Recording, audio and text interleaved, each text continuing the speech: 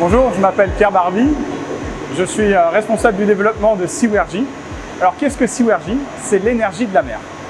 Seawergy, c'est d'abord un nom, c'est une marque. Sea pour la mer, W pour water ou waste et RJ pour l'énergie. Donc c'est bien l'utilisation de la mer à des fins d'énergie, donc à des fins de climatisation, de chauffage et d'eau chaude sanitaire. Tout ça pour fournir l'ensemble des bâtiments sur le quartier de Fontvieille. Bonjour, donc en fait on se situe dans la station de pompage eau de mer, donc Fontvieille, juste à côté de l'héliport. Ici, donc en fait on va puiser de l'eau de mer à moins 110 mètres de profondeur et à 800 mètres au large.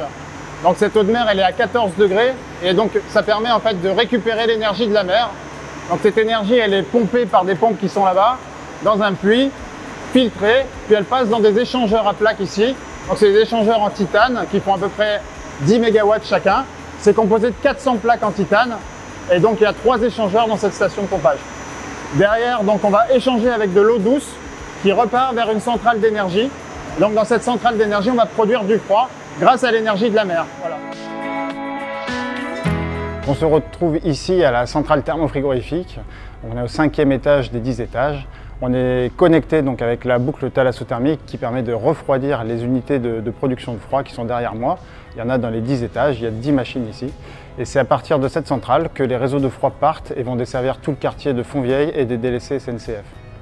On est également donc dans une centrale qui utilise la trigénération, c'est-à-dire qu'en fait avec l'énergie des déchets, on va produire à la fois de l'électricité, de la chaleur et du froid à partir de la vapeur.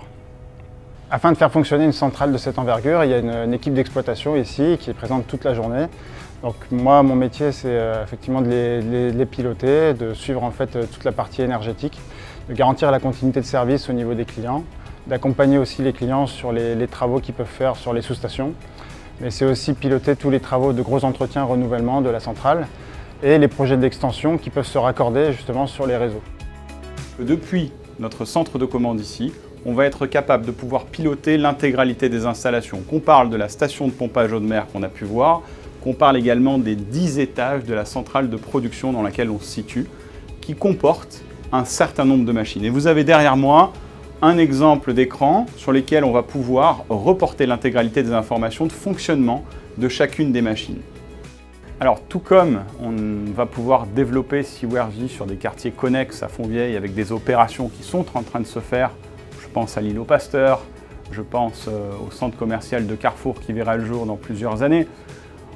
Seawergy est aussi une marque qui va s'exporter vers d'autres quartiers de la Principauté, notamment au travers des boucles thalassothermiques, de la Condamine et du Larvoto, dont les travaux vont s'échelonner sur les prochaines années.